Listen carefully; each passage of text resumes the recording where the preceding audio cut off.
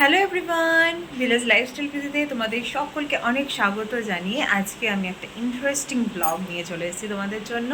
আমার title thumbnail দেখে এতক্ষণ তো বুঝেই গেছো আমি কী ব্লগ এনেছি, সো আলাদা করে বলার কোনো অপেক্ষা রাখে না। আজকে আমি আমার স্কিন কেয়ারটা রুটিনটা তোমাদের সাথে শেয়ার করব, ঠিক আছে?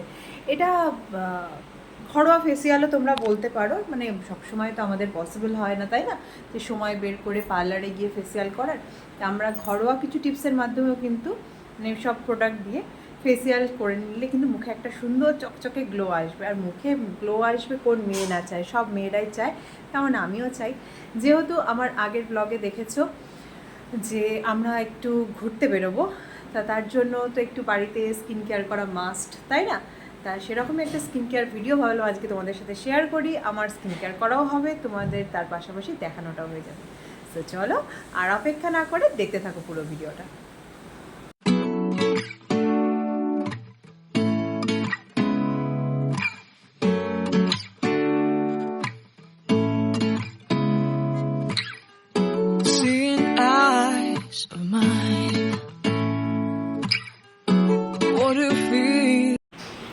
দেখতেই পাচ্ছ তোমাদের সামনে আমি এরকম 5টা প্রোডাক্ট রেখে দিয়েছি, ঠিক আছে? এটা প্রথমেই বলে দিই কোনো স্পন্সর ভিডিও না, আমি যে প্রোডাক্টগুলো ইউজ করি সেগুলোই তোমাদের সাথে শেয়ার করছি, ঠিক আছে? তা এই 5টা প্রোডাক্ট কিন্তু পরপর ব্যবহার করে তোমরা মুখে একটা সুন্দর ফেসিয়াল গ্লো পেতে পারো। ফার্স্টে যেটা রেখে দিয়েছি সেটা তোমাদেরকে আগে দেখিয়ে দিই। এটা হচ্ছে একটা ক্লিনজিং লোশন, এটা টারমারি, যেটা আমি ইউজ করি। সেকেন্ড যেটা রেখেছি এটা হচ্ছে একটা স্কার্ফ, ওশিয়ারি স্কার্ফটা আমি ইউজ করি। এটা ডিটান, এটা হচ্ছে লাইটনিং ফেস স্ক্রাব, কখনো ডিটানটাও ইউজ করি, একবার একটা ইউজ করি। এটা হচ্ছে একটা উপটান প্যাক, ওসিয়ার উপটান প্যাক, এটা পুরো হলুদ যেমন হয় তেমনই। এই দেখো, এটা হচ্ছে একটা ফেসিয়াল মাসাজ অয়েল, ঠিক আছে? এটা কিন্তু খুবই ইম্পর্টেন্ট পার্ট বলতে পারো। আর সবার শেষে রয়েছে ফেস সিরাম। তোমরা ফেস সিরামটা এরকম লিকুইড ইউজ না করে তোমরা যদি মনে করো ফেস মাস্ক যেগুলো হয় সিরামের সেটা ইউজ করবে, সেটা ইউজ করতে পারো, সেটাও আমার কাছে রয়েছে। তবে আমি আজকে কিন্তু এইটা ইউজ করব। এটা আমি নতুন নিয়েছি, এম কফিনের ফেস সিরাম প্লাস টোনার, তো এটাই আজকে আমি ইউজ করবো। তো চলো এবার একে একে কিন্তু প্রসেসটা শুরু করা যাক।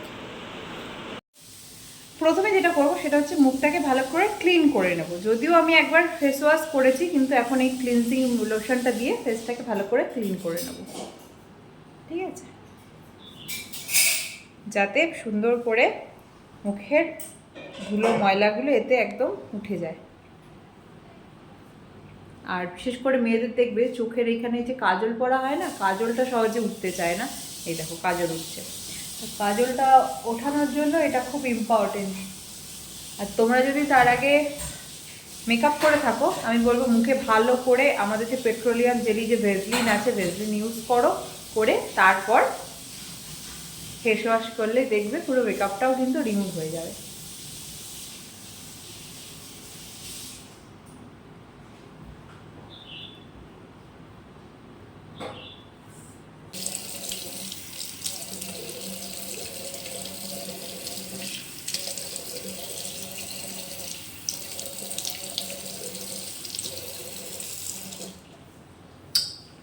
তা ক্লিনজিং লোশনটা দিয়ে মুখটা পরিষ্কার করে এবার ধুয়ে নিলাম।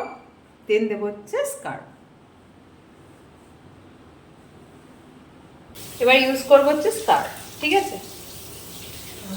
আর চুলটা যেহেতু ভেজা আছে তাই চুলটা আমি আপাতত এরকম করে রেখে দিয়েছি। দেখো এই যে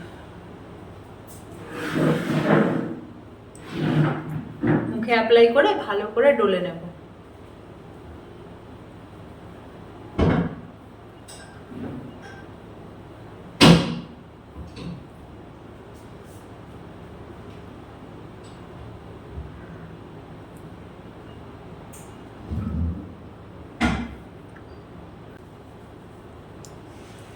মুখের মধ্যে দেখো এরকম clockwise, anticlockwise, ফোরহেডে, তারপরে এই নোজের এই জায়গাগুলো, লিপের তলায় বেশ ভালো করে একটু ডলে নেবে,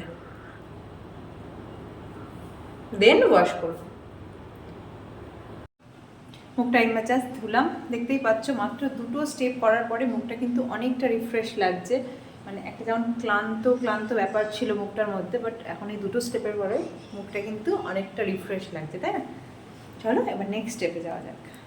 আমাদের নেক্সট স্টেপ হচ্ছে ফেস মাস্ক। ঠিক আছে, মুখটা ক্লিন করে নিলাম, স্কার্ফ হয়ে গেল, দেন হচ্ছে ফেস মাস্ক।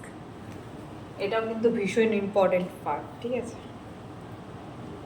মাস্কটা এটা আমি প্রত্যেক উইকে ইউজ করি না, এটা হয়তো মান্থলি আমি একদিন করে ইউজ করি। ঠিক আছে,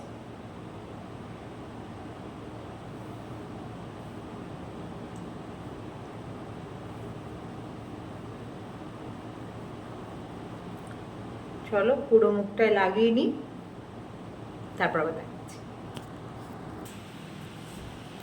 দেখো আমার কিন্তু মুখে মাস্কটা লাগানো কমপ্লিট হয়ে গেছে, দেখতে পাচ্ছ। এবার এটা একটু ড্রাই হওয়া অবধি থাকবো, মোটামুটি 10-15 মিনিট লাগবে এটা ড্রাই হতে, দেন ওয়াশ করে ফেলবো। মিনিট 15 হয়ে গেছে, দেখতেই পাচ্ছ একদম শুকিয়ে গেছে। হ্যাঁ একদম শুকিয়ে গেছে। এবার মুখটাকে ওয়াশ করে নেব, তারপর আবার দেখাচ্ছি। দেখতেই পাচ্ছ ফেসটা ক্লিন করে চলে এসেছি, অনেকটা রিফ্রেশ লাগছে। সত্যি কথা বলতে আমি তোমাদের হয়তো সেটা ক্যামেরার মাধ্যমে বোঝাতে পারছি না, বাট অনেকটা রিফ্রেশ ফিল হচ্ছে, কিন্তু মনে হচ্ছে এটা হালকা হয়ে গেল ফেসটা। আর এই দেখো, এই হচ্ছে আমার ফেস মাসাজ অয়েল। এবার এটা অ্যাপ্লাই করবো, আর এটা খুব অল্প কোয়ান্টিটিতে নেব, বেশি কোয়ান্টিটিতে নেওয়ার প্রয়োজন হয় না। এই দেখো এরকম, এই যে অল্প একটু নিলেই এনাফ। বাস এটা এবার মুখে সুন্দর করে মাসাজ করে মুখে অ্যাবজর্ব হওয়া অবধি মুখে রেখে দিতে হবে।